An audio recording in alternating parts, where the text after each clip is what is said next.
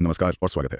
आज हम टेलीविजन यानी टीवी के उस सफर पे गहराई से बात करेंगे जिसने हमारी जिंदगी बदल दी है। हाँ बिल्कुल, कहाँ से शुरू हुआ ये डब्बा और आज कहाँ पहुंच गया है? और आगे कहाँ जा सकता है इस पर भी बात करेंगे। हमारे पास काफी जानकारी है, इसके आविष्कार से लेकर आज की अल्ट्रा स्मार्ट स्क्रीन तक। तो मकसद ये है कि हम समझें कि टीवी कैसे शुरू हुआ, इसमें कौन से बड़े पड़ाव आए और ये तकनीक भविष्य में क्या रूप ले सकती है। ठीक है। तो कहानी शुरू होती है करीब 140 साल पहले, है ना? हाँ बिल्कुल, शुरुआती आइडिया तो 1800s के अंत में ही आ गए थे। जैसे वो पॉल निप्को की एक डिस्क थी 1884 में। हाँ, निप्को डिस्क, वो मैकेनिकल सिस्टम था। सही, लेकिन जो असली मोड़ आया वो था 1927 में। फिलो फार्न्सवर्थ। हाँ फार्न्सवर्थ, हाँ, उन्होंने पहला पूरी तरह से इलेक्ट्रॉनिक टीवी सिस्टम बनाया, मतलब बिजली से चलने वाली तस्वीरें। बिल्कुल, ये बहुत बड़ी बात थी उस वक्त। और फिर 1930s तक तो ब्रिटेन और जर्मनी में पब्लिक ब्रॉडकास्टिंग भी शुरू हो गई थी। अच्छा। और 1936 में बीबीसी ने रेगुलर सर्विस शुरू की। हाँ। फिर वर्ल्ड वॉर 2 के बाद टीवी का चलन तेजी से बढ़ा, खासकर अमेरिका और यूरोप में। लेकिन तब तो सब लाइव होता था, कोई रिकॉर्डिंग वगैरह नहीं। नहीं, कुछ नहीं, सब लाइव। सोचे कितना मुश्किल रहा होगा। और टीवी सेट्स पे बहुत बड़े भारी होते थे और महंगे भी होंगे, छोटी सी ब्लैक एंड व्हाइट स्क्रीन के साथ। हाँ बिल्कुल, आज के हिसाब से कल्पना करना भी मुश्किल है। फिर आया रंगों का जमाना, कलर टीवी। हाँ, 1954 में अमेरिका में RCA ने पहला नेशनल कलर ब्रॉडकास्ट किया। ये तो बहुत बड़ा बदलाव रहा होगा। यकीनन इसने न सिर्फ तस्वीरें बदली बल्कि विज्ञापन और कहानी कहने का तरीका भी बदल दिया। और धीरे धीरे टीवी सस्ते भी हुए होंगे।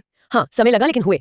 80s तक तो ज्यादातर विकसित देशों में कलर टीवी आम हो गया था। और इसी दौरान रिमोट कंट्रोल भी आया। हाँ, वो आलस का साथी। और VHS टेप्स भी। अरे हाँ, VHS वीडियो टेप्स, उससे तो प्रोग्राम रिकॉर्ड करके कभी भी देख सकते थे। बिल्कुल, पहली बार दर्शक ब्रॉडकास्ट के टाइम टेबल से आजाद हुए, ये अपने आप में एक क्रांति थी। सही का। फिर 80s और 90s में केबल और सैटेलाइट टीवी आ गए और उसके साथ आई चैनलों की बाढ़, सैकड़ों चैनल, दुनिया भर का कंटेंट घर बैठे। हाँ, और यहीं से वो सब्सक्रिप्शन मॉडल, पेपर व्यू वगैरह शुरू हुआ। और टीवी इंडस्ट्री का पूरा बिजनेस बदल गया। और फिर आया वो बड़ा बदलाव स्क्रीन के डिजाइन में। हाँ, वो भारी भरकम CRT टीवी हटे और पतले फ्लैट स्क्रीन आ गए। LCD, प्लाज्मा और फिर LED, हर तकनीक बेहतर तस्वीर ला रही थी और बिजली भी कम खाती थी। और इसी के साथ आया HD हाई डेफिनेशन। हाँ, तस्वीरों में क्लैरिटी एकदम बढ़ गई, वो एक स्टैंडर्ड बन गया। DVD और फिर ब्लू रे ने तो क्वालिटी और बढ़ा दी। कमाल है, कितना बदल गया टीवी थोड़ी ही सालों में। बिल्कुल, और 2010 के बाद तो एक और बड़ी छलांग लगी, स्मार्ट टीवी। हाँ जी, स्मार्ट टीवी अब सिर्फ टीवी नहीं रहा, इंटरनेट से जुड़ गया। नेटफ्लिक्स, यूट्यूब जैसे ऐप सीधे टीवी पर। सही, देखने का तरीका ही बदल गया। अब जो दिखाया जा रहा है वो नहीं, बल्कि जो देखना है वो देखो, ऑन डिमांड। और रेजोल्यूशन भी बढ़ता गया, 4K अब 8K, अल्ट्रा HD, साथ में HDR जैसी तकनीकें जो रंगों और कॉन्ट्रास्ट को बेहतर बनाती हैं। और OLED QLED स्क्रीन्स भी हैं। हाँ, जो और भी बेहतर पिक्चर क्वालिटी देती हैं। और वॉइस असिस्टेंट, अब तो बोलकर ही चैनल बदल लो। कुछ मजेदार फैक्ट्स भी हैं, जैसे पहला टीवी ऐड कब आया था। ओह हाँ, 1941 में बुलोवा घड़ी का था। और सिर्फ 10 सेकंड का। हाँ,